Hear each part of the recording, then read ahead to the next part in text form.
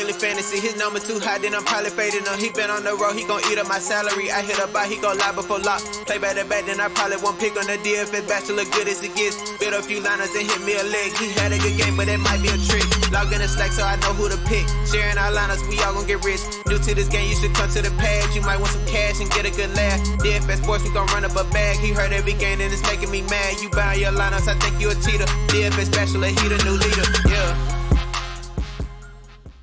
Good morning, everyone. Welcome back to the Bachelor Pad. I, of course, am your host, the DFS Bachelor, and we're getting double the football knowledge today for our final look at Week 2, bringing in my partner in crime from sportsbookreview.com, Donnie Seymour from rightwager.com. How you doing this morning, man? Thanks for being here. I'm doing great, man. I'm so happy to be on because this is almost like, when you're at school, you get recess, so we get to have some extra play time together, talk some NFL. Also from a different angle, which is going to be a lot of fun because usually we're ripping through games. We're going over the numbers and crunching them. Now I get to look from that fantasy perspective. It's going to be fun. I'm excited, man. Thanks for having me on today. Oh, yeah, really excited. It's going to double everything for us. First things first, a little house cleaning out of the way.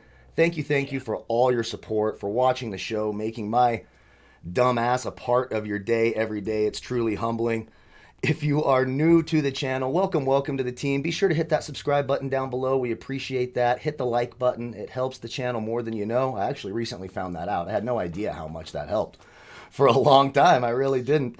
So that was kind of fun. Also, by liking the video, subscribing to the channel, and leaving a comment in the comment section, you qualify for our weekly $50 PayPal giveaway. And that is brought to us by Tax Relief Advocates. A big thank you to them. They will make your tax debt disappear faster than my Thursday night prop bet on John Ross did with 0 yards.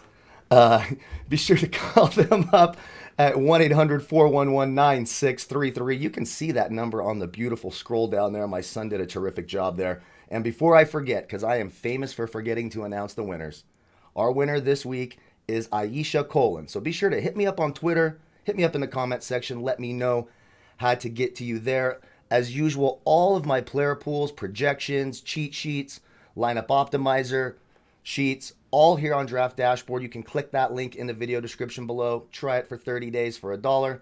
Our guys at Overlay DFS do a fantastic job. Be sure to check them out. Ask them about their first deposit bonus.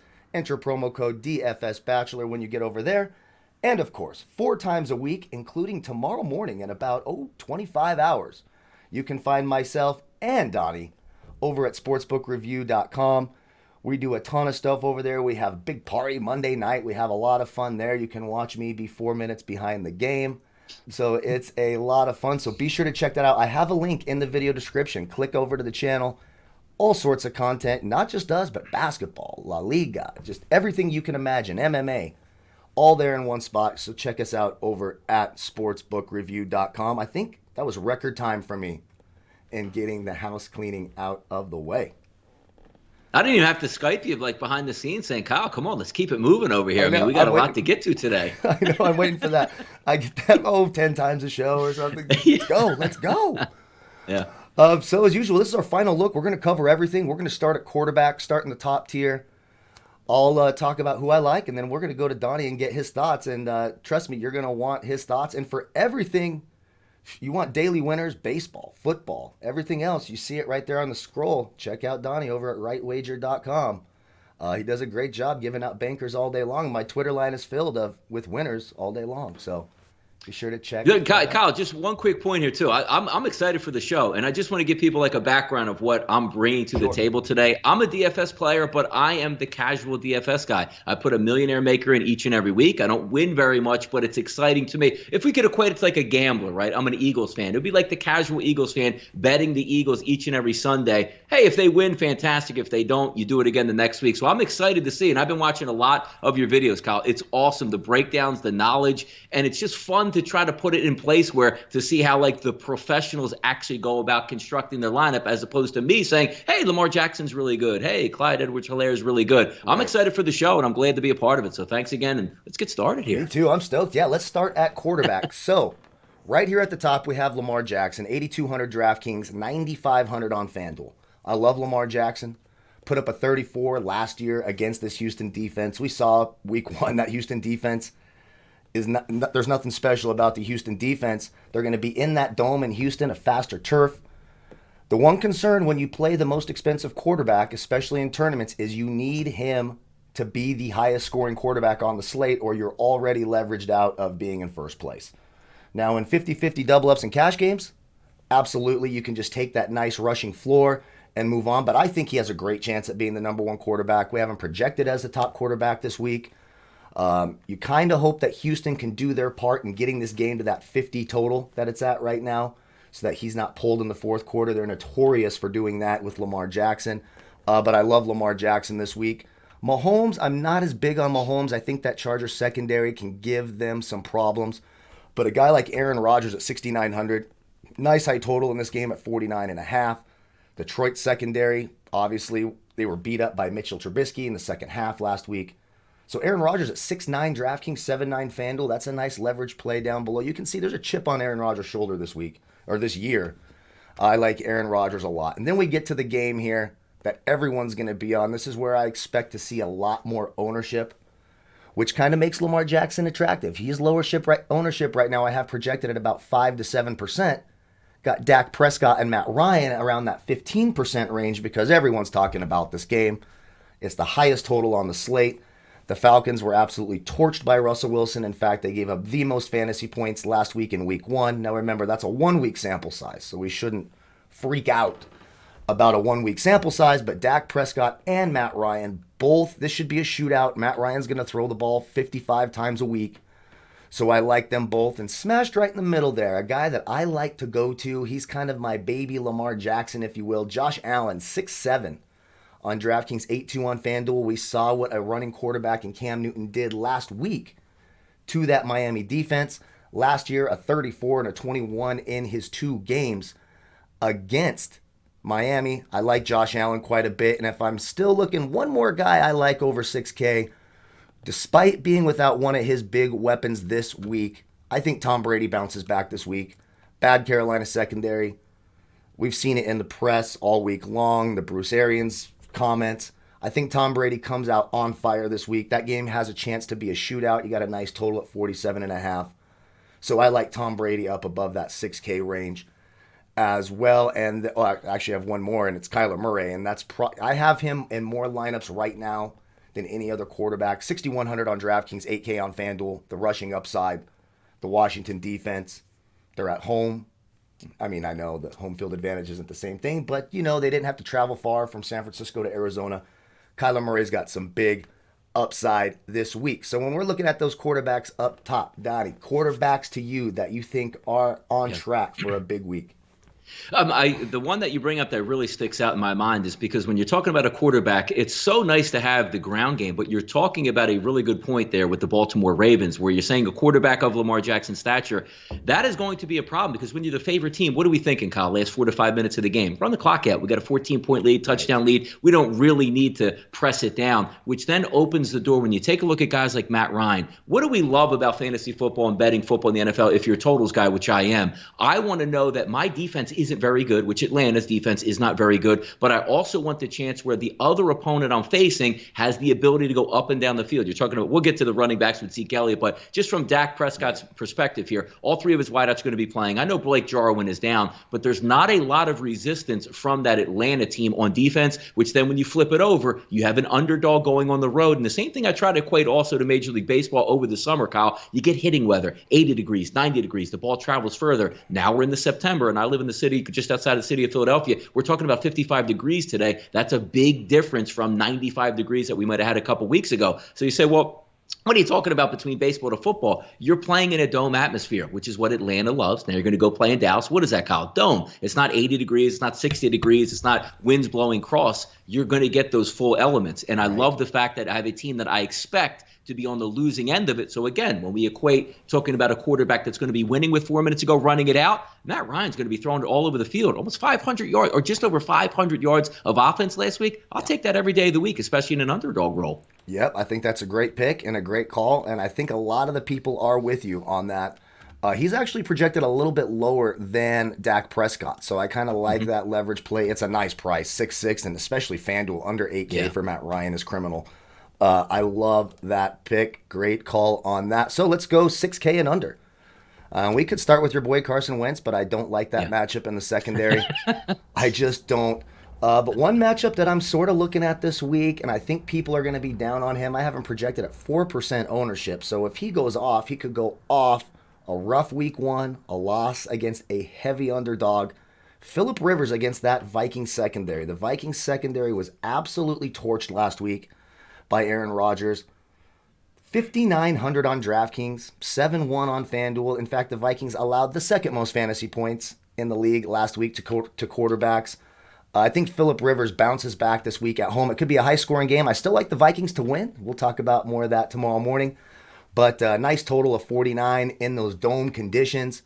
Now with Marlon Mack gone, so it's the Jonathan Taylor, Nyheim Hines show. A few more passes even. I think Phillip Rivers bounces back this week. I think Teddy Bridgewater could be sneaky at 5'8" and 6'9" on FanDuel. That's a cheap price.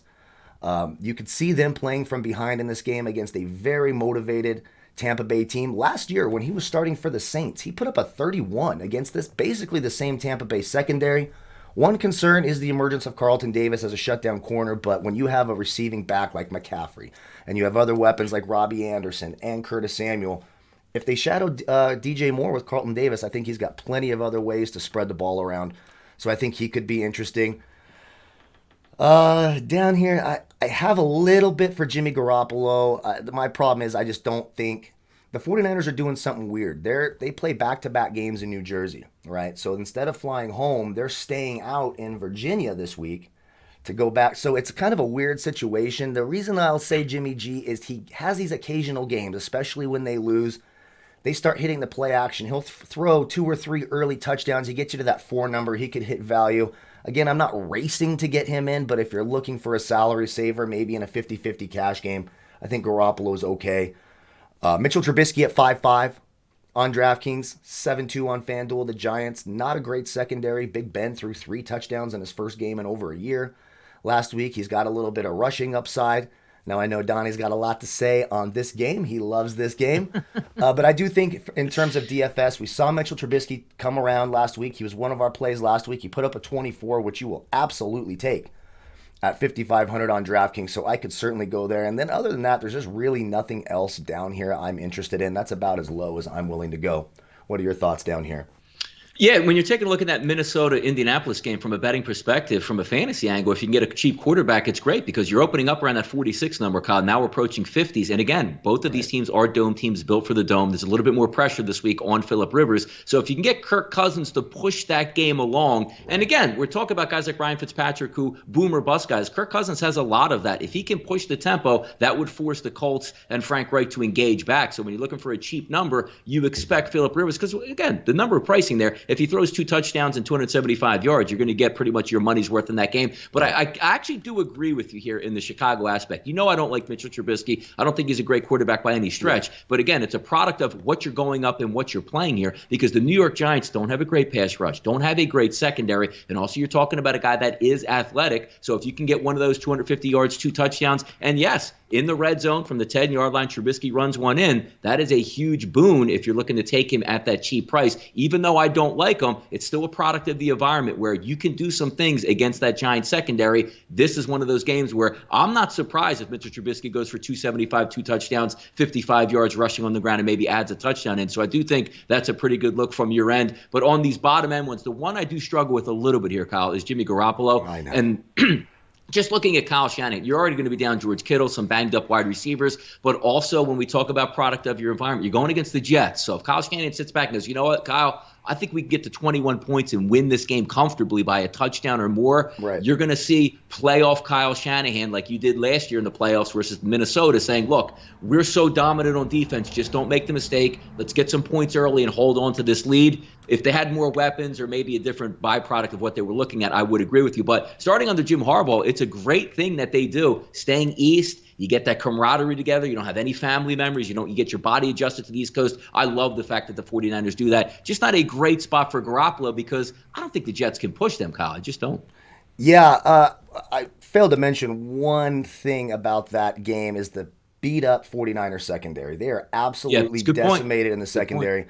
So again, that's a tournament play only. You're not, you're hoping for this boom or bust type outcome. I wouldn't jam him into all of your lineups, but if you're looking to be different and contrarian, we've seen it a million times in that Millionaire Maker contest, right? You look at the top and you're Yeah. like, who in the hell would have started, Nick Foles against the Steelers defense, and bam, there you go. He Yep. throws for 4 touchdowns. So I like to throw some of those in there. Just Yep. my makes no sense, but it does make sense type of play. And if Sam Darnold and the Jets look, they're embarrassed. You talk about Adam Gase. I've talked about Adam Gase maybe being the first head coach fired in the league this year. And so if they come out motivated, no Jamison Crowder hurts that bet as well. He was ruled out yesterday. They are getting their rookie receiver, Brandon Ayuk, to make his debut. No George Kittle, of course. So if the Jets, say, hey, they're limited in the passing game, we're going to crowd the box and stop the run, maybe that opens up some plays over the top and you hit that tournament sort of boom or bust that you're hoping for. I think that's it at quarterback, huh? Let's get to the meat and potatoes, the running backs. So obviously up top, Christian McCaffrey, and the same goes for McCaffrey as Lamar Jackson. He's so expensive, and Tampa Bay is actually very effective against the run. Last year, a 22 and a 7. I'm staying away from McCaffrey this week. I'll have him sprinkled in, I'm sure. If I generate 150 lineups, he'll be sprinkled in a few. But right now, he's not my favorite running back. A guy like Saquon Barkley against Chicago. Look, those Detroit running backs could have had even more points, a couple drops. Of course, the one in the end zone by DeAndre Swift. We saw him targeted 9 times, struggled to run against the Pittsburgh defense, but this Chicago defense is not Pittsburgh. He's 8-4 DraftKings, 9K on Fanduel. I like that. And then right now, my number one running back this week is Zeke Elliott. I think this can be a high-scoring game. He's going to be involved in the passing game. You saw Chris Carson catch 2 touchdown passes against this team last week. He's not a receiving back. So Zeke Elliott, 8-2 and 8-6 makes a whole ton of sense. Now, I do have him projected at some high ownership here, about 25%, which is really high in a 13-game slate. But again, it's a 13-game slate, so you don't have to panic if you're playing one guy that's going to be a little higher owned, because there's plenty of room to differentiate your lineups just by leaving salary on the table and not spending your whole salary. You differentiate yourself from 70 to 80% of the field right there. A guy like Derrick Henry against Jacksonville. Now, I prefer him more on FanDuel, where you only get the half point per reception. Obviously, on DraftKings, you're looking for those targets, those catches. But, I mean, Derrick Henry could run the ball 30 times for 200 yards against this team, put up a 33 in their last meeting last week. Despite the win over the Colts running backs went bananas against this defense last week. So I do like Derrick Henry. Clyde Edwards-Helaire.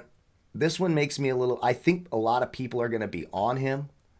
I'm going to have some exposure. I like what I saw week 1, but again, that Houston defense is nothing compared to this Chargers defense.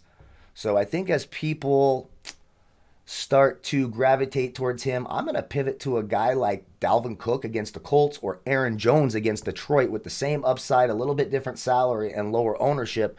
All three are in play for me. But right now, I think I prefer the pivot. Just the casual NFL fan, they're going to be all over Clyde Edwards-Helaire. That's just how it's going to be. James Conner, never, ever again. Never, ever again. I have James Conner in my damn fantasy league because it's a keeper league. So I've had to keep him for we drafted him in the 15th round 3 years ago. So now we're getting him in the 9th round. So you have to keep him. But he's the biggest pain in the ass on my team. I cannot stand James Conner. Great guy, we know he battled through cancer, but he can't stay healthy to save his life. I'll pass on that. Now, in that Chargers KC game, the running back I like, despite only 1 target last week, I think I like Austin Eckler. The Chargers are going to have to throw the ball more this week. They're not going to be able to run the ball 19 times with Eckler like they were against the Bengals. Eckler should be heavily involved in the passing game. 2 really solid outings against the Chiefs last year, 24 and 18. 6.5 on DraftKings, 6.9 on FanDuel. I think that's too cheap. And rounding out the above 6K guys, Raheem Mostert against the Jets. We talked about it. Low total. The 49ers should be able to stop the Jets on offense and should be able to run the ball without George Kittle. I expect more passes thrown his way. He was targeted 5 times in the passing game last week. Obviously had that huge touchdown. 6.4 DraftKings, 6.5 on FanDuel is way too cheap. He's a great FanDuel play. I like Raheem Mostert quite a bit. And that's it for me over 6K. Who do you like up there, Donnie? No, I agree with you on the Raheem Mostert, because anytime you have a guy that has the propensity to hit home runs, specifically when you're probably going to lean more on the ground game and say, Jimmy, just don't lose the game for us, manage the game, which is the way my opinion would go in that one. I do like that. But you're looking at those top end guys that really should get a lot of work. I mean, everybody. Like, I know the prices are high, but Ezekiel Elliott really should factor in, honestly, caught, 25 to 30 touches this weekend, Right. whether it's 5 or 6 catches out of the backfield. They're going to be, we anticipate them winning at the end of the football game. So the opposite of what we think about quarterbacks who have the lead, it's great when they have the lead. 5 to 6 minutes ago, you might get an extra 5 to 6 carries and maybe 30 to 40 yards. And who knows, maybe break a long one at that time. One of those guys that also would be higher priced, the Alvin Kamara look on Monday Night Football when you're taking a look. Now, do you guys do – do you still count in Monday Night Football? Or is it just that Sunday This is the that you're looking at? 13-game main slate. I do a separate one for Monday Night Football, but there's lots of people who watch the show who are playing it all through the weekend. So Alvin Kamara, I think, is a great call. Yeah, Alvin Kamara. I mean, no Michael Thomas out there. They're going to be leaning on him a lot more, a lot of checkdowns, a lot of screen passes, which also brings me to when you take a look at Austin Eckler. The coaches hear the same thing that we do. Like, boy, I'm really surprised. Like, this guy is dynamic in getting him in open space. You didn't target him enough, so you know what that means? The first 3 possessions, you're going to get a couple screen passes going directly to Austin Eckler. So I certainly agree with that. But yes, Clyde Edwards-Helaire, opening night, everybody loved what they saw. The only down part of that, I guess, would be is people were struggling a little bit with his goal line carries, not being able to punch it in, that maybe Andy Reid goes to a bigger back on the goal line. There comes in those vultures saying, hey, wait, he just ran for 62 yards. It was 1st and goal to 2, and then he handed that football off to somebody else. The one interesting one that's probably going to be priced even high, I don't know the exact numbers, but the Saquon Barkley look. Yeah. I really wouldn't get back into him this week again, because you saw him struggle last week against a pretty good defense, or an elite defense in the Pittsburgh Steelers. Now you're going up against the Chicago Bears, still an elite front seven. Is it just going to magically turn on that the Giants going to have a great offensive line this week, or he's going to have to catch 7 or 8 balls? So I'm pretty much down him. But the always interesting one I like up high, Derrick Henry, such a good look. Why? We know he's getting 30 carries in this game. We laughed last week on the show, Kyle, over under 118 yards, and we're going, that's really high. We'll take. Well, he actually hit the under, but he got 116 still, and there's probably a great shot that, again, they'll be leading, extra carries at the end of the game, and he's not getting vultured at the goal line. So that's always one of those high-priced ones I like to look at. But Ezekiel Elliott, I mean, just from playing fantasy football or looking at the game overall, be shocked if he doesn't have 150-plus yards from scrimmage and 6 to 7 catches. Yeah, me too. I'm right there with you, and I love the Derrick Henry look. It is a good call on Saquon Barkley. Definitely more of a DraftKings play where you get that full point per reception. Yeah. You're hoping for those, like you said, 7, 8, 9 catches, 9 targets last week. Still grinded out at 13. I mean, it's not what you want, but I do think the Pittsburgh defense a little bit better than Chicago. Yes. So maybe you get some upside there. And again, when a player disappoints like that in terms of fantasy scoring, he's now projected at 2% ownership. When I can get a guy like that with that upside in tournaments, I'm smashing that button. But right now, Zeke Elliott and Derrick Henry would be my 2 favorites up at the top. Under 6K, and we start right here at 5,900. I can't do the Miles Sanders thing at 6K just yet. I just think that Rams front 7 is tough, even though I do think he'll be involved in the passing game. But Kenyon Drake against Washington. Now, Washington was terrific last week against those Eagles running backs. In fact, the Eagles scored the fewest fantasy points in the league to their running backs last week, which is disappointing. But Kenyon Drake, look, we know he's going to be involved in the passing game. He's getting the goal line work. He's on the field a ton. 71% of the snaps for an RB1 you will take in a league that's constantly subbing out their running backs. I mean, look, a guy like Dalvin Cook only played 58% of the snaps in week 1. They're going to Madison, the 1-2 punch. That's not really the case in Arizona. You occasionally see Chase Edmonds come in, but I like Kenyon Drake. I like the upside. 5.9 DraftKings, 6.6 Fanduel. I could certainly go there. And then everyone's darling. Right now, the highest owned projection, Jonathan Taylor, right, at 5,700 on DraftKings, 5.8 on FanDuel. Obviously, Marlon Mack is gone. He was targeted 6 times last week. We all know about Nyheim Hines catching the touchdowns. But Jonathan Taylor is very cheap. He's going to be very highly owned, but he's going to be in my lineups as well. It's just silly not to. And I even have Nyheim Hines marked at 5.3 right there. I think both running backs are viable, especially like a sneaky kind of stack. Stacking in DFS, you want to stack your quarterback with the wide receiver. So if you hit a touchdown, boom, you get all these points. An interesting stack, which might be a little lower owned, stacking Phillip Rivers with a guy like Nyheim Hines, who's going to be basically a wide receiver out on the field, I think is an interesting play. And then it starts to get a little dicey. There's not a lot to love. There's going to be opportunity for Melvin Gordon with Phillip Lindsay probably out. But again, that's against the Steelers front 7. That looks mean. So you really need some luck there. Ronald Jones against Carolina, I do think is interesting. I think like with Chris Godwin out, Ronald Jones should be involved in that passing game more. 5-2 on DraftKings, 5-9 on Fanduel. Carolina allowed the second most fantasy points in week one. Keep in mind it's week one to opposing running backs last week. I could certainly go there. And then as I scroll down, it starts to get pretty ugly. There's not a lot to love. You want to go Tariq Cohen, I guess. Adrian Peterson. Like if you really hate your life, you could go there. Cam Akers, at 4-5. There's not a ton of value at running back. The real value this week's at wide receiver with all the injuries. So you're going to, for me, I'm doing a lot of paying up at quarterback and running back and then taking that value at wide receiver and tight end this week with all of the injuries. There's just not a lot. I love one guy down here I marked as a deep, deep sleeper, Myles Gaskin for Miami. and again, he had 4 targets, 9 carries, got into the end zone. Looks like he's sort of taking over that role. If they're playing from behind against Buffalo, maybe. But again, as low as I really want to go is Ronald Jones at that 5-2, 5-9 range. What do you like down there? I really like the Ronald Jones look because I think you can pencil it. I thought he ran really hard last week, and it's clear that he's the number one back. And also you're taking a look at, again, they're the favorites almost by 10 points. So at the end of the football game, trying to salt that game away, he'll get the extra carries. Yeah. It just feels like one of those games where I don't know if he goes off in the game, but 75 yards and a touchdown seems about right. And you could factor him in under that $6,000 range. Also in the looks, everybody loves, Jonathan Taylor because you figure he's going to get the goal line carries. And in a higher scoring game, all you can look for is first and goal from the 1 or 2 or 3 yard line. He's going to get at least 2 of those carries and certainly take away. But I do like that Ronald Jones look. I think it factors in really well because if you're trying to establish a run, you want to win the football game. You're not going up against a very good defense. And also keep in mind the Carolina defense, who isn't very good, also now without K1 Short at defensive tackle and also the top draft pick that they had, Gross Matos at defensive end. So an even more depleted defense that says, you know what, if you don't have Godwin on the outside, Mike Evans is banged up, and we have a lead, let's crank up and get that running game going. But these are always the interesting ones because when you talk about like winning the millionaire maker or getting a high number, like, man, I can't even believe this guy took Melvin Gordon. Melvin Gordon went 13 carries for 86 yards and 2 scores at a relatively cheap price. The one also I do like to look at is when there's a lot of running backs, a lot of cooks in the kitchen for the Baltimore Ravens. But I do think you still want to keep your veterans happy. If you're down by the goal line, Mark Ingram II is going to be getting those carries, at least be able to punch one in. And then on the flip side, David Johnson, we don't like the ownership. We don't like the front office. We don't like the head coach and Bill O'Brien down in Houston. But there's still that human element saying, I'll show you guys this guy's a good football player, even though I think they get beat in that game. A lot of catches, a lot of handoffs, goal line carries if they get down there. So maybe one of those sneaky ones where we don't really like the Houston Texans, but Bill O'Brien is such a hardhead that he might force this down your throat and say, I told you this was a good trade, and that's good for your fantasy value. Yes, it is. And didn't I tell you guys double the football knowledge on one show? I love that take.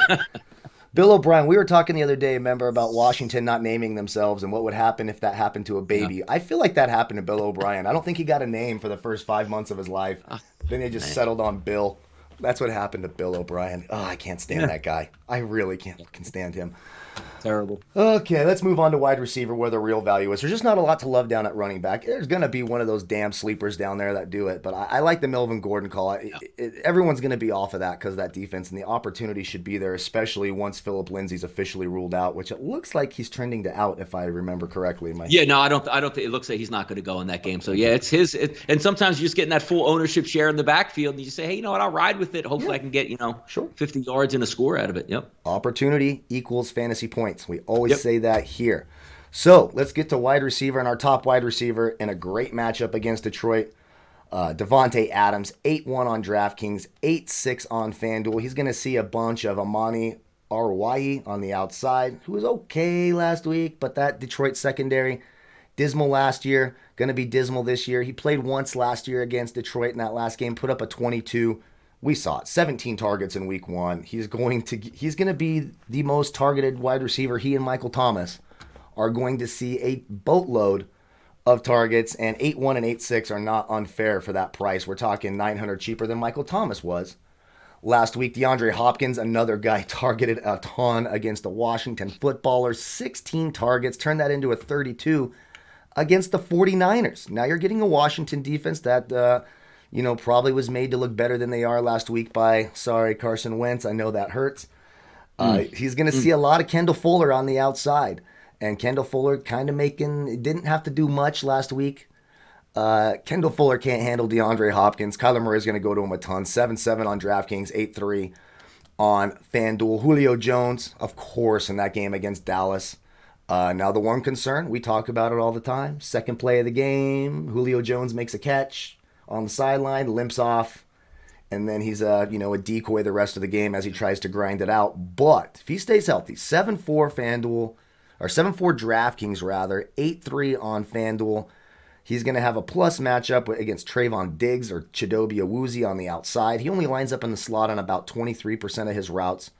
We're going to get to a value play in this game later on in this segment as well. Thielen against the Colts. I was down on Thielen last week.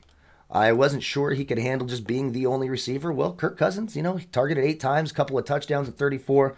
Not a terrible matchup. Last year, the Colts secondary looked a little better than they did in week 1. Let's just call it what it is. But again, small sample size. But Rock Ya-Sin gave up almost a half a point per route ran against. That's who's going to be matched up on Adam Thielen. So I like that. Calvin Ridley, of course. We just talked about that Atlanta passing game. And if you want to leverage down from Julio Jones and get the salary savings, Calvin Ridley makes a whole bunch of sense. And again, that secondary, no one to really be scared of. He'll see Chidobe Awuzie as well. Calvin Ridley lines up on the perimeter on 92% of his pass routes. So when you're looking at those perimeter corners for Dallas, you can really take advantage there. You saw the Rams do that last week, and I think this one will be even better in terms of fantasy. Now we get to Allen Robinson at 6,400. I have Smith-Schuster a little bit, but Allen Robinson, 6,400 on DraftKings, 7K on FanDuel. Still had 9 targets. We've seen the storyline throughout the week. Does he want to be traded? He wants a new contract, etc. Well, that Giants secondary was torched by Pittsburgh last week. I don't see any reason that is going to change when you look at his matchup. Now, he's more of a Swiss Army knife. He lines up on the outside, 62% of the time, and in the slot 38% of the time. You might see them try to shadow with James Bradberry. Well, James Bradberry tried to shadow last week and he gave up almost a full point per route ran against. He was absolutely torched by Juju Smith-Schuster. Allen Robinson's going to see the targets. I love that price on both sides. I think you can sign me up for that. Amari Cooper is too cheap. He's 6'3", DraftKings, 7K on FanDuel. Now, I know he's always a little bit banged up. He's limited in practice all the time, but Atlanta has absolutely no one who can guard him. He's going to see a bunch of A.J. Terrell and Isaiah Oliver. All 3 corners. The top 3 corners for Atlanta last week all gave up over a half a point per route ran against. So every 2 routes ran, every 2 pass attempts, they're giving up a point each one. High volume, high scoring game, Amari Cooper. If you're going away from Zeke Elliott, I think go into the Dallas passing game, Amari Cooper, and we'll get to some value here. There's certainly a bunch of value. One more guy above 6K, and that's Hollywood Brown against Houston. Marquise Hollywood Brown played more snap. Last year, he only played in about 45% of the snaps. Week 1, I was encouraged to see him play 63% of the offensive snaps. 6 targets, turn that into 18 points. Big play upside against a really bad Houston secondary, and they're going to try to shadow him with Bradley Roby. If they try that, I mean, he gives up half a point per route ran against. Vernon Hargraves was torched. Of course, they played against Kansas City. And again, I can't stress this enough, 1 week sample size. So I'm not freaking out about these numbers, but we saw this last year with the Houston secondary too, and it just rolled over into this year. So we kind of have a history here. We know that they can get there. So over 6K, that's where I'm at. Marquise Brown at 6'2". What do you like? Yeah, some good stuff you bring up here, and that squeaky wheel, is Allen Robinson. That's square. And again, you're talking about a defense that's not fantastic getting to the pass rush, where Mitchell Trubisky is going to be inundated with guys in his face. And during the week, Kyle, you know how these professionals work. You see Mitchell Trubisky, he knows he needs his best wide receiver and needs him happy. Takes down all the stuff on Instagram. I'm not happy. I want to be traded. I don't want to be traded. We're trying to work on a deal, but we're far apart. You know what Mitchell Trubisky does on a Thursday practice? Takes him aside. He goes, I'm on your side. We are going to go off this weekend. So you can picture, not to say that always works and it always factors in, but when they're in the red zone or a big play, you're looking at each other in the huddle like, here you go. I got you right here. Get open. So the same thing that we're taking a look at with Odell Beckham in the past game on Thursday Night Football. He wants to be traded. He wants to be out. What do we see in the first I forget when the touchdown was scored, but obviously the first half, deep shot to Odell Beckham, touchdown scores in the high teens. That's exactly what you get out of these guys, specifically star players or the quarterbacks like, I need this guy happy. Let me feed him this week just so he can take some of the heat off. But looking at the guys at the top end of the spectrum, Devontae Adams, if he's upright, walking, and healthy, it almost doesn't matter who he goes up against. And you have that same feeling with DeAndre Hopkins. Look at last week. What team did he go up against? The San Francisco 49ers. Right. Took them apart. He's going to get a ton of looks as well. And then as you slide it down, yes, the Julio Jones ones, you want him early in the season because you don't know the way he's going to end up. But each and every practice report, Kyle, that still comes out before the season, he should be there Sunday. He was dominant. You see it again this weekend. Limited all week, but he should be able and be good to go. But as you slide it down, some of the interesting ones at some of the higher level, Juju Smith-Schuster last week had a very good game. Now you say, well, Denver Broncos defense better than the Giants, but also keep in mind, A.J. Boye get knocked out of that game last week. That was one of those primary guys that would have covered Juju Smith-Schuster. So one of those where you look and say, well, the Denver defense is usually good. Maybe I'll look away. That's an interesting one. But also, Mike Evans seems to be healthy. Goes through the game last week, has the hamstring injury, but as you know, getting farther away from that injury, if you take away Chris Godwin, who's going to eat up a lot of those top-level receptions, specifically in the red zone and the targets? That now shifts to Mike Evans. You want to keep him happy. You want to get him a touchdown. Struggled week one, but went against a much better secondary and cornerback prospect. And yes, Amari Cooper, another one you talk about, Kyle. It's one of those where he's always injured, but when he shows up on game day, you're not surprised when it's 6 catches, 120 yards, and a touchdown. So that's another one that you're looking at down where maybe he doesn't factor in that much week one and banged up, but you're talking about going against a much different secondary from the Rams over to the Atlanta Falcons. That high price might pay the bill because if we're looking at points, he's going to be involved. Yeah, and I'm glad you reminded me about A.J. Bouye because I'm like, why the hell do I have Smith? I forget shit. It just happens. There's like 800 players to go through and 3,000 games.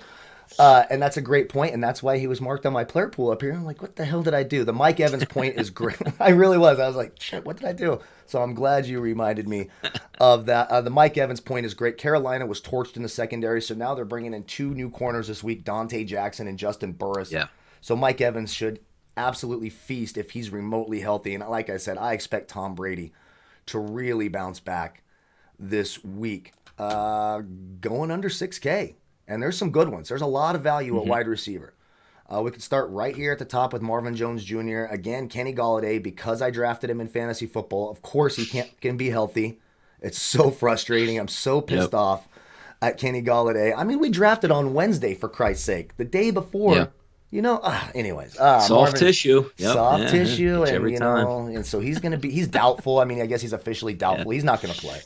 He's not going to play. He's not going to play. So you got Marvin Jones who you could go to, but I'll take T.Y. Hilton at the same price. $5,700 on DraftKings, 6.3 on Fanduel.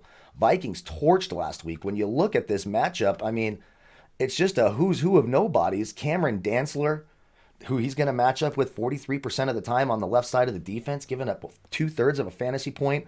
When he goes to the other side, I mean, he played 90% of his snaps on the perimeter. They're really putting Paris Campbell in the slot there.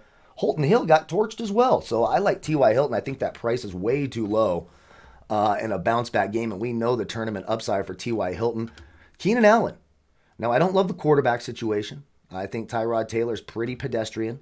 But when you look at the Chiefs secondary, the glaring weakness of that secondary is in the slot with Antonio Hamilton.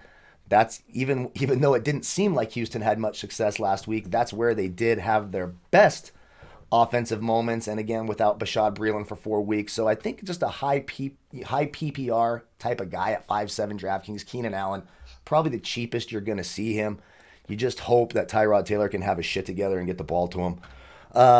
Michael Gallup's tournament boom or bust. So, again, that's just I'm going to have much more amounts of CeeDee Lamb, who we'll get to in a moment, than I will Michael Gallup. But he's got that big play upside, and if they're focusing on Cooper, it's a good matchup for Michael Gallup. That whole wide receiving core has a good matchup. Let's see. Some Robbie Anderson.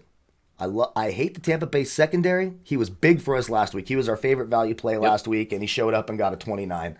So I got to look smart, at least for a moment. Again, I think you'll see Carlton Davis shadowing DJ Moore, leaving the matchup for Robbie Anderson with the other corners here. We got, he should see Jamel Dean, who was the Tampa Bay receiver that Drew Brees picked on the most last week. Some Sean Murphy bunting in the slot. I know he's got some good numbers now, but trust me, he will get torched throughout the season. Anthony Miller in the slot against the Giants. Another Bears receiver That Giants secondary is not very good. You can see he likes going to Anthony Miller. He was kind of a late season waiver wire ad for me last year, and he really came through. He played, last week he didn't play a ton of snaps. I think you see him gradually be on the field more and more and more as they get into the 3 wide receiver sets more, as David Montgomery fades off into oblivion because he's overrated, and then we just move on there.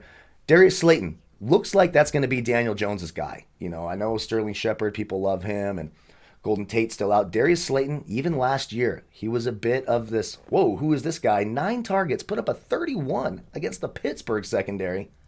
Now you're getting Chicago, a little bit easier of a matchup here. When I look at his wide receiver cornerback matchup, Jalen Johnson, Buster Screen, not overly worried about that. I do like some of that. Now we get to the real values down here. Russell Gage for Atlanta, 4,800 DraftKings, 5.4 on Fanduel, 12 targets. They're going to throw the ball a ton. We talked about Dallas' secondary. They have no one who can guard him. He played 80% of the snaps in the slot. Guess what? He gets Anthony Brown. Linebacking core is beat up. They're going to throw a ton. Russell Gage. I think you see a lot of ownership there. Right now, we only have him projected at 3%. He played almost 3/4 of the snaps last week. I really like that. Danny Amendola out of the slot. He's going to be targeted a ton. No Kenny Golladay, so his target shares go up. He's at 4.8 on DraftKings, 5.2 on FanDuel. The Green Bay secondary looked beatable, and especially in the second half of that game last week. You're going to see Danny Amendola on Shandon Sullivan in the slot, avoiding that Jair Alexander coverage, so I do like some Danny Amendola. CeeDee Lamb could be very popular this week. Again, he's going to get Darqueze Dennard in the slot against Atlanta. I see some upside there. 6 targets in his first game. 4.7 and 5.2. He's projected at 19% ownership, so people are jumping all over that. So I might just flip over to Russell Gage. I want the lower ownership. In tournaments, a couple more guys. Paris Campbell in the slot against the Vikings, targeted 9 times by Phillip Rivers last week. He could certainly get there again at 4.5 and 5.3. Again, this is more value than we're used to seeing, but there's so many injuries at wide receiver and so many young guys coming up and teams playing more and more of this 3 and 4 wide. A guy like Paris Campbell looked good, even though the offense overall didn't. 9 targets at 4,500 you will take all day long against a bad Vikings secondary. Deontay Johnson was targeted 10 times, didn't have the huge game, put up 11 fantasy points, 4,500 on DraftKings against Denver, you just talked about. No AJ Bouye. I think that is way too cheap for a guy with big-time upside. We talked about the Chris Godwin. Sorry, I know I'm rambling. So many receivers to get to. I'm going to flip it over. Scotty Miller at 4,100 in the slot for Tampa Bay. Again, no Chris Godwin. Targeted 6 times last week, put up a 13. He and Justin Watson could both be interesting plays. One of my favorite wide receivers this week is Corey Davis against Jacksonville for that Tennessee offense. No A.J. Brown. He's 4,000 right now on DraftKings, 4,900 on FanDuel. Targeted 8 times last week. He has been limited in practice, but I think he was a full participant on Friday. So I like Corey Davis.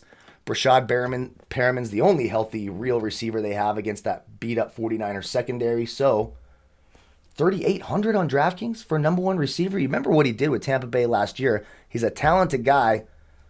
I don't know who's going to guard him. When you look at the matchup, the 49ers just don't have any healthy corners, so they're going to throw out Akello Weatherspoon. You might see some Dante Johnson. If they get Ken Webster out there, they're going to target him. He's the number 1 guy this week. They're running with Braxton Berrios. You remember him in the slot last year, released by the Patriots in Miami, exactly, out of Miami. That's right. And Chris Hogan. So, I mean, Brashad Perriman should see a healthy share of targets against good front 7 San Francisco, depleted secondary. And I think that's as low as I can go. I will shut up now and let you talk about who you like down there.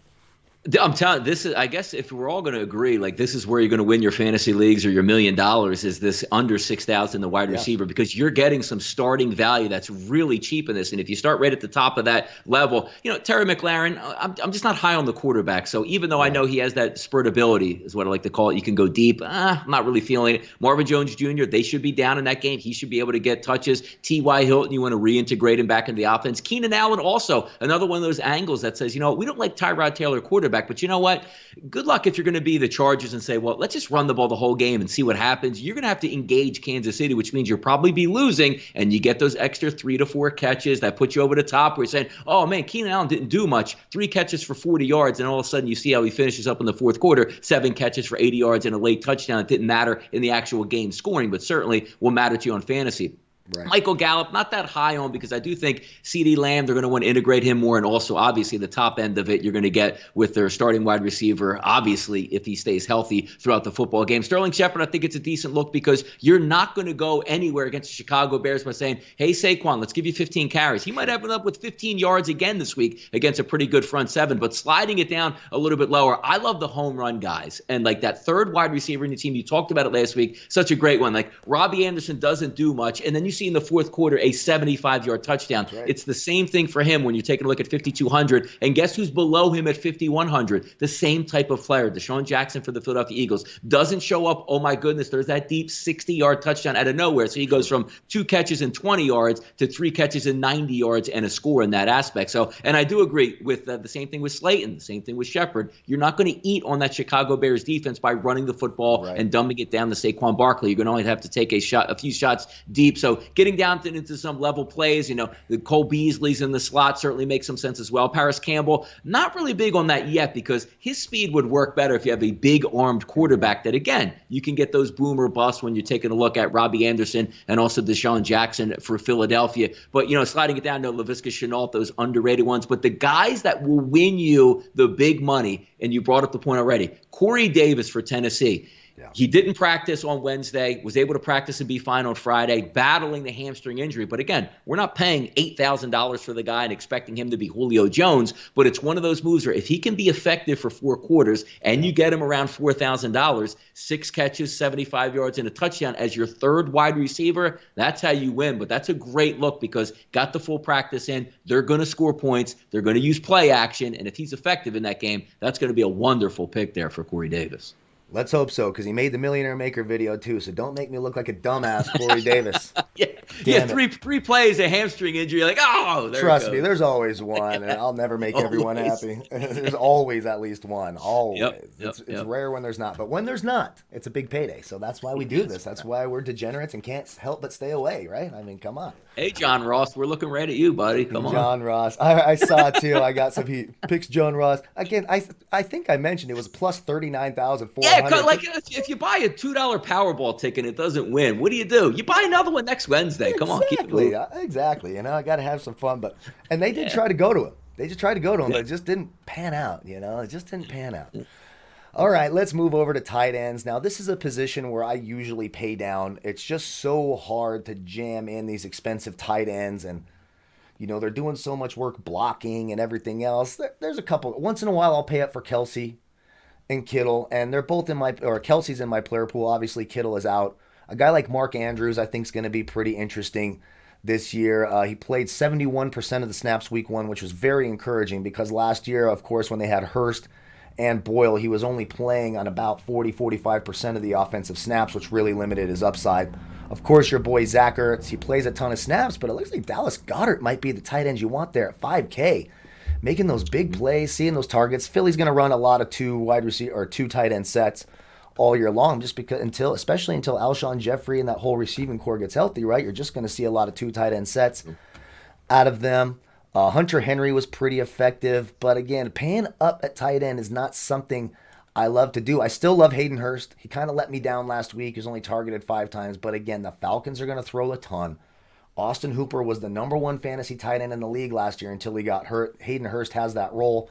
Played 80% of the snaps week 1, 4,600 DraftKings, 5.7 Fanduel. I really like Hayden Hurst. I still like Noah Fant, even though I think it's a much tougher Pittsburgh defense than he faced last week. Tennessee is still good, and you're starting to see him emerge in that offense. Had a couple big plays, put up a 19. Jonnu Smith without A.J. Brown. Do I dare go to the Tennessee tight end? Every time I do this, he shits the bed on me, but 7 targets of 14, something I'm looking at. But then you get to the real meat and potatoes at tight end. I'll just go all the way through since there's only a couple of them, and then I'll send it over. Logan Thomas for Washington. Played 75% of the snaps. You're getting him at 3,600. He's a good athlete, a former quarterback, as some of you might remember. 4.7 on FanDuel. Arizona last year, now they only gave up the 18th most fantasy points to tight ends in week 1. But last year, Arizona was historically bad against the tight end position. And if you remember in week 1, George Kittle got hurt and kind of came out in the second half as a decoy on that hurt knee. That's keeping him out today. I think Logan Thomas is a really interesting look at 3.6. Salary saver, frees up everything else. A guy like Chris Herndon against the 49ers for the Jets. There you go. No, we talked about it. No Jamison Crowder, their receiving course, Hogan and Perriman, etc. 3-4 on DraftKings. 5-1 on Fanduel is a little expensive, but I suppose I could get there. And then Dan Arnold, played over half the snaps for Arizona against a Washington team that was torched by the tight end last week. 3,300. And now the concern is they run a lot of 4 wide, but Dan Arnold's going to have room to work, and he's really cheap. And that's where I like to go when I play the tight end position. And now I can't even believe I'm saying this, and I'm very upset, but Jordan Reed at 2,600. Now, I mean, he's cheap. He does have talent. Can he stay healthy for a whole game? He should be the receiving tight end in this game against the Jets. 2,600? I think you could do a lot worse. He sees a lot of snaps. Just stay healthy. Jordan Q. Reed is what I call him, and that's as low as I am going.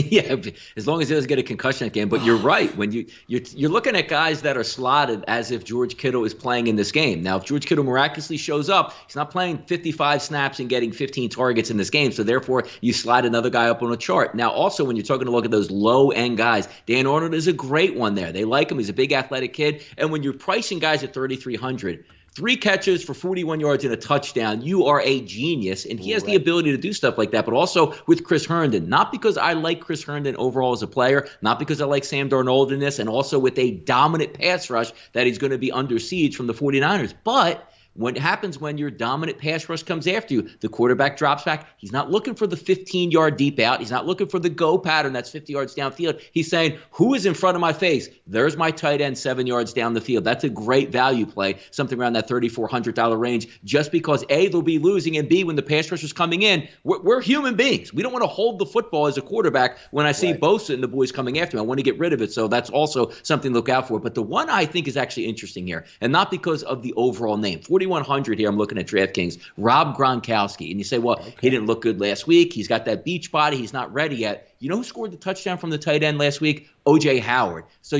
that's his boy, Tom Brady. Hey, look, the press is worried about you. New England's laughing. We lost. Tom Brady's not the same. Gronk should have never come back. Let me hook you up, and all it takes is one red zone touchdown from Gronkowski at $4,000 to certainly make it worth your while. Another interesting one here. We know the Philadelphia Eagles, not a great linebacking core, a lot of play action, a lot of rollouts, so maybe a Tyler Higbee at 4,700 going up against the Philadelphia Eagles. And because you're not getting a lot of great coverage out of the tight ends, he's going to be open in that game. I think he's going to be pretty effective. The ones that I try to stay away from is all the talent in the world, guys, like Evan Brickhands, Ingram. I mean, usually you say, boy, this is going to be a good matchup because the pass rush is coming in. He can get some one-on-one matchups, but he can't catch and I can't trust him. And you're right, like paying a lot for Zach Ertz, paying a lot for the Travis Kelce's. They're getting paid to have 10 catches, 120. Can they do it? Sure, but you're going to win your fantasy leagues. I think, everybody's of the same opinion. If you find that, I'd rather have the big-time wide receiver and say, you know what? If all goes right, this tight end can have 5 catches, 60 yards, and a touchdown. There's a lot of really good low-end guys. And 4,100 for Gronkowski, not to say he's going to have his old New England 5 years ago type plays, but I think it's one of those where, like we're talking about, I want to help you out at wide receiver and tight end. I got you this week. We got a really good play call coming for you. It's going to be a touchdown. I like Gronkowski sneaky around that 4,100 range. Yeah, I like that. And one other guy I forgot to mention was Jimmy Graham. And we were really short to expect. He played 80% of the snaps. Now, Jimmy Graham, he can get hurt on the first play of the game as well, but he was targeted 7 times, got in the end zone, I believe, put up 12 DraftKings points at 3.8. I can get down with that too. I would say a guy like Dalton Schultz, but they just priced him up too much. Like, why would I pay more for Dalton Schultz than Logan Thomas? Like, that's not going to happen. That's just stupid. And that's really it for me at tight end. I don't think we missed anyone. Jordan Reed.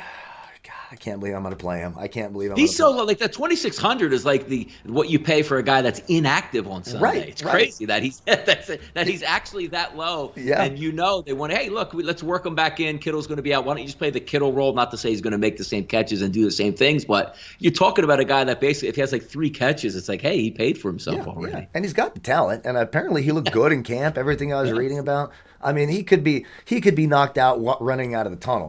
Get a concussion of frickin', bird craps on his helmet, and he's out for 3 months and talking retirement. And let's get to defenses, and then we'll get the hell out of here. We'll stop, taking up Donnie's Saturday. out there, all the fishing and pizza and everything else. Yeah. Yelled at. Yeah, sure. Yeah. So at defensive end, and again, this is another position I like to sort of pay down at, but the defenses at the top this week are the ones you want. The 49ers against the Jets, obviously. Just all that upside, turnover upside. You're worried about the secondary, but that defensive line should get you 3, 4, 5, 6 sacks. They sack strip for a fumble, boom. You've just smashed value at that price. Then you've got, the Bills against the Dolphins. Gotta love the Bills against the Dolphins. Oh, God. I'm just looking. Donnie, say something for me real fast. Hey, how you doing over there? Oh, thank God. I was just looking, and it was so... The you volume, hung up on me. Yeah. The volume bar was so low. I wanted to make sure I had been recording you this whole time. Thank God. That has happened to me before. I'm so relieved. My heart sunk for just a moment there. Buffalo against Miami. Ryan Fitzpatrick, we know he can fall apart. That secondary in Buffalo is nearly as good. I won't say 100% as good because Stephon Gilmore is the top corner in the league, but you're looking at a very similar type defense in Buffalo than in New England. And we know Ryan Fitzpatrick used to play in Buffalo, but he can collapse 3 interceptions, 4 interceptions. One goes back to the house. Terrific cover corner, Tre'Davious White. I could go on and on. I like Buffalo against Miami. Pittsburgh against Denver. I think Pittsburgh might be the best defense in football. And I'm not a huge believer in Drew Lock, and nothing last week did anything to change my mind coming off a short week. Monday Night Football, both these teams. I like that Pittsburgh defense at 3,800 on DraftKings. Yeah. Anytime a team is playing against the Giants, Daniel Jones knows, Daniel Jones can turn the football over. So a team like the Bears, I know you like the Giants to cover in that game. That's one of your picks this week, right? Which I think is probably right. So there's a little bit of risk here, but I could certainly go with the Chicago Bears. And then as I kind of scroll down, a team like the Chiefs maybe at 3,400 against the Chargers offense that didn't really do anything to scare anyone. And then you got the Arizona Cardinals at 3K. Anytime Dwayne Haskins is on the field, I'm playing the defense against him because I think Dwayne Haskins is good for a pick 6 every week. So until I'm convinced otherwise, I'm still going to jump on that Cardinals train at 3K. And then I'm trying to find one of these 2,000 defenses that I would play, and it's dicey. Maybe the other way, the Giants against the Bears. Mitchell Trubisky's not a world beater, but there's really not a ton to love down there in terms of defenses. I think I stop right around 3K here with the Cardinals. You know, it's because you can go even lower than that. And the one that I think is getting a little bit mixed up overall is the Rams, 2,800. Not to say that they're going to shut down the Philadelphia Eagles, but the one thing you can anticipate is you're probably looking at 4+ sacks in the game from the Rams' perspective. I know Lake Johnson's coming back. They're trying to, hook up the guard situation, but it wasn't great last week. And if you figure a close game, Carson Wentz going to hold on to the football. You might be getting a cheaper number there. But you're right. When you try to get cheap with the defenses, say, well, I'm just going to save up and hopefully I get a pick 6 interception or a kick return. Yeah. Like the Jaguars, the Giants, the Colts defense, the Panthers, there's not a lot to be desired. So you're right with that top 5, top 6 defenses where you figure the teams are going to win, so there's going to be a chance to get extra sacks. But look, you know me. I love my Philadelphia Eagles, but when I see a team, 2,800 for the Rams, and again, I'm not looking for the winning team. I'm not looking for interceptions. I'm not looking for a great kick returner. But if I can look at a game and go, you know what? I might get 4 sacks out of this defense, which means maybe a fumble recovery and an interception. I'll take that for $2,800. I think that's a great call, and we saw how bad that offensive line was last week. Yes. Now you're bringing Aaron Donald. I think that's a great call. I like the Rams quite a bit at 2,800. And this week's there's a lot of value. I mean, how long did I talk about receivers under 5,000? There's a lot of value to be had. So some positions where typically in the past you're trying to pay down to save so you can get that running back, get that wide receiver, you don't necessarily have to do this week. So I like that Rams call. I think a lot of people are going to be on that after watching this show. I think that's a really good call. And I suppose, the Colts are an up-and-coming defense. They are at home. They are 0-1. Kirk Cousins obviously didn't look that great. So I could see the Colts maybe at 2,500 if I'm taking the defense down there. The Rams against the Eagles, great call, and maybe the Colts at 25. But, there's no way I'm taking the Dolphins. I'm not taking the Lions. The Chargers. Yeah, you're just wasting money. Even the upper echelon where you're paying for it, because I like the old – I get a really good pass rush against a younger quarterback. So if you're going to pay for the Steelers at 3,800, they are going to be breaking that pocket down the entire game. And you're either going to get sacks, you're going to get interceptions, you're going to get turnovers in that one. So if I'm paying a premium, I want to go against a young quarterback with a nasty front. Steelers, I'd be worth paying 3,800 for as well in DraftKings. Yeah, I've made about 5 lineups so far, and I think I have the Steelers defense in 3 of them. Yep. One Bills, one 49ers, and, I'm not done. Well, I think that is everything. And, man, Yes. double the football knowledge. Thank you so much for being here, Donnie. Again, for all of you, don't forget to like the video, subscribe to the channel, leave a comment, be part of that drawing. A big thank you to TRA for that. Again, congratulations to our winner, Aisha Colin. Player pools for all the sports, not just for football, but baseball, basketball. I have player pools, projections. If you played my NBA player pool last night, I had Dwight Howard projected up at 1% ownership because, well, I'm a Lakers fan and I knew he was going to play a ton of minutes. So there should be some winners in there. Click that link, try it for 30 days for $1. Check us out live tomorrow morning, about 24 hours exactly from now. Donnie and I over at sportsbookreview.com. There's a link to that channel in the video description. Click it, come on over, join the chat, ask any questions you want, make fun of us all you want. We have a lot of fun over there, so be sure to check all that out.